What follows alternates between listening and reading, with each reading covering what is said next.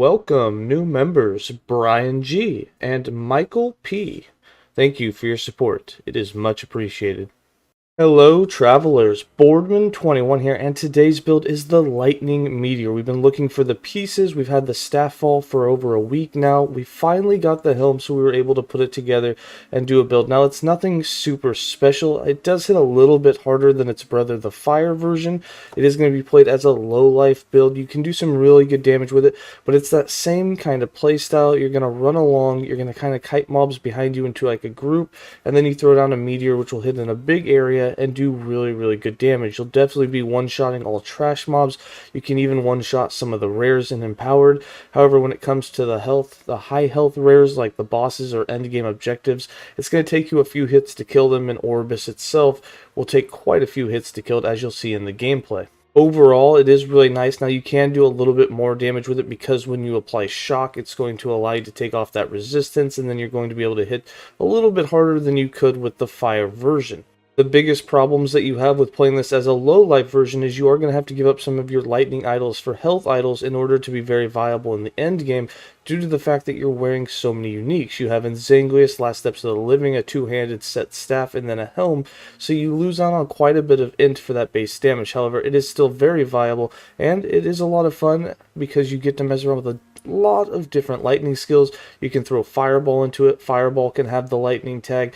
You have Static Orb, which we're just using in order to get Lightning Aegis for 100% uptime of it, and then of course Flame Ward can get the lightning tag as well. So a lot of lightning going on. It has great synergies. Overall, pretty fun to play, but again, same playstyle. You've got to like it.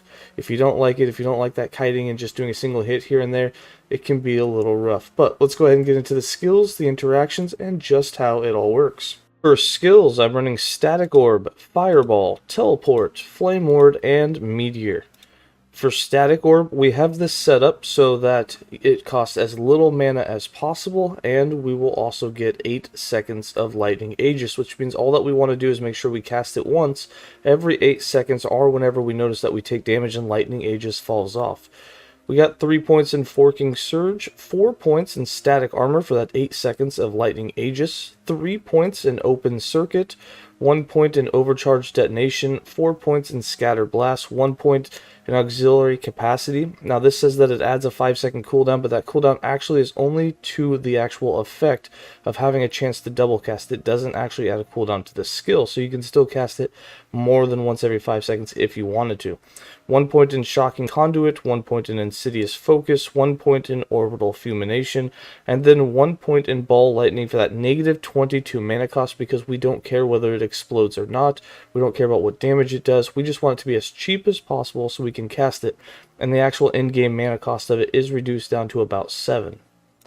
For Fireball, we have this set up to try and do as much damage. It's in sequence so that all of the projectiles can hit the same target. We don't have 100% pierce with it, but we do have enough for it to pierce most of the time, and then it also homes in for us. So we've got 3 points in Winged Fire, 3 points in Piercing Heat, 1 point in Orb of Destruction, 1 point in Plasma Ball in order to give it the lightning tag, 1 point in Fire Spray, 1 point in Embers, 2 points in Dancing Fire, 1 point in Skyra's Gambit, 2 points in Adept, 2 points in Mana Spear, 3 points in Flammability, and 1 point in Seeker's Ash so that it can home in on enemies. For Teleport, we have this set up for defense and for decoys, so we've got 5 points in Resonant Plasma and 5 points in Crystalline Passage, so that we get all of our elemental resist along with some stun avoidance and some extra flat armor. And with 3 points in Time Dilation, it allows us to keep the buffs for just over 6 seconds. We then have 1 point in Decoy Position and 1 point Unexpected Copy for some mirror images as decoys, and then 5 points in Elemental Affinity for 50% increased elemental damage. Again, it gets the buff, so it's about 6 seconds that you'll keep it. So just make sure you teleport once every 6 seconds to make sure your elementals are all capped. You'll have some extra flat armor, and you'll have a little bit of increased damage. For Flame Ward, we have this set up to get as much ward as possible, and we also have it giving us lightning damage, giving it the lightning tag for another +1 point to its levels. We have 5 points in Star Ward Defense, 5 points in Barrier, 2 points in Prismatic Buffer, 3 points in Dilation, 5 points in Infusion, and 1 point in Lightning Ward. The last point is going to go into Prismatic Buffer. Unfortunately, wearing the two-handed staff is not giving us the +1 points for a lot of these skills, so that's why you're not seeing it. But the extra point I put into Prismatic Buffer. And then for Meteor, we have this set up as a single projectile that comes down, has a high chance to crit, and is going to hit in the biggest area that we can give it. So we've got 1 point in Force of Impact, 3 points in Aftermath to get some of our mana back, 4 points in Extinction, 3 points in Astral Cataclysm, 3 points in Crushing Force, 1 point in Infernal Descent, 2 points in Apocalyptic Impact, and then the big one, 4 points in Stardust, which gives us 80% more damage, because all the damage we're doing with it is lightning, which is a big boost of damage for it.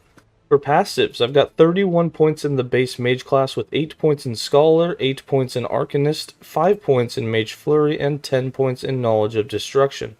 We don't have anything in the Spellblade, and then we have 82 points in the Mastered Sorcerer, with 8 points in Calculated Destruction, 8 points in Brainstorm, 5 points in Mana Shell, 10 points in Wisdom, 5 points in Arcane Momentum, 8 points in Ceromancer, 8 points in Crackling Precision, 5 points in Arcane Obliteration, 5 points in Arcane Current, 5 points in Archmage, 5 points in Spell Slinger, and the last 10 points in Arcane Insight.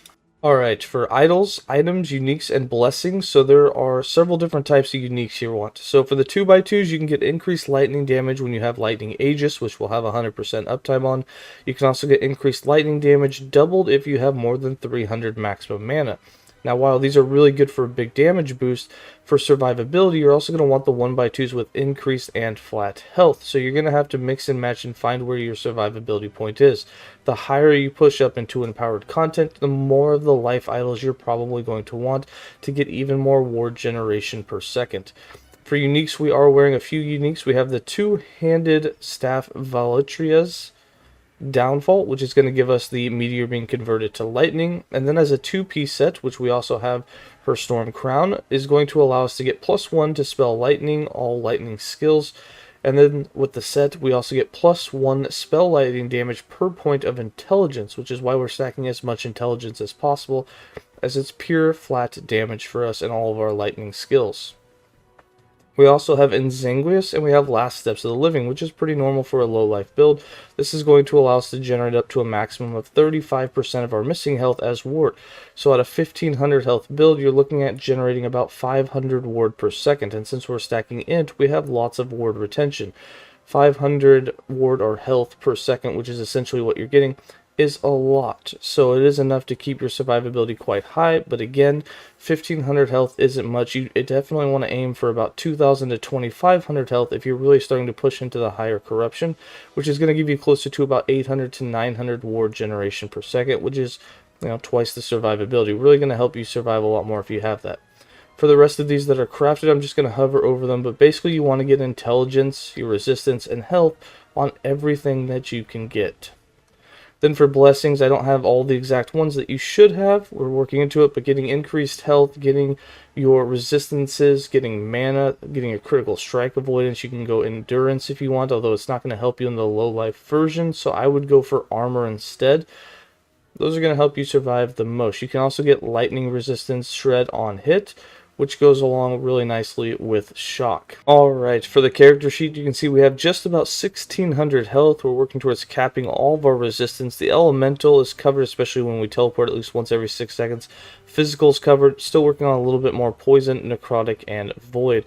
And then for armor, we're sitting at about 10%. Again, when we teleport, we'll get a bit more than that. We can actually get to about 20%, which is really nice. Build into that a little bit more if you can. It's really hard with having 5 of your slots already taken up as uniques, but it is possible if you get some better gear. For defense on the side of things, we do have our 100% critical strike avoidance, and again, we did not build into endurance as the low life version, but if you play the high life version, you definitely can. Alright, for the skills, the rotation, and how I play the build, I like to put Flame Ward on autocast just to make sure that it's going off. Once every 8 seconds at least, you're going to want to fire off at least one static orb just to make sure you get that lightning Aegis. And then you just go around, kite everything up, make sure you're teleporting, and drop yourself a big old meteor on the boss. Now here you can see that we can do about, I think 300k max. Yeah, there's a 330,000 hit. It obviously goes up as you apply some armor shred and get yourself some good old shock on the enemy, and then boom, yeah, you can do about 400k damage at the most with it. If you're not doing the low life version and you have more int on chest and the boots, you can easily hit for about 600k. But it's really that simple. You can throw out some fireballs if you want. Basically just teleport, make sure you have a static orb that's gone out, and then just lay down your meteors, and you can see it hits in a relatively large area, which is really nice as you go along, and just let everything die behind you as you hit with that super huge AoE. Alright, that's going to be it for this build guide. Hope you guys enjoyed it. As always, stay safe and enjoy some gameplay. Pain, an eternity of pain, unchanging annihilation.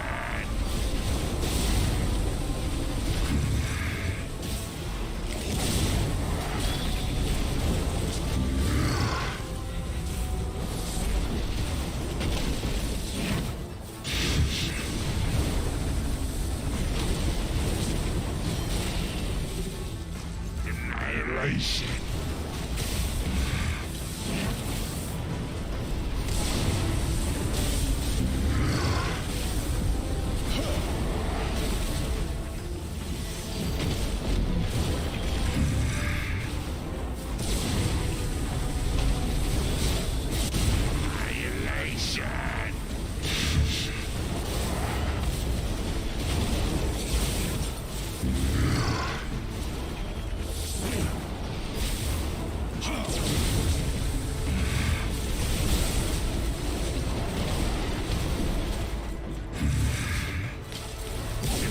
Annihilation.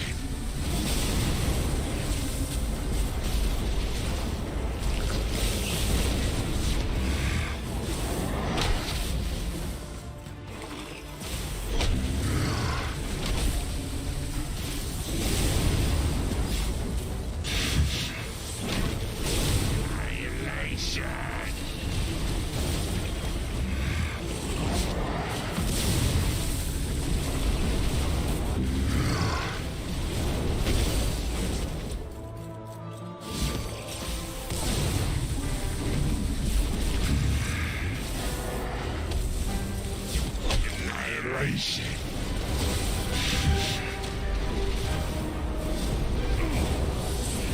This means nothing. The enemy will come all the same.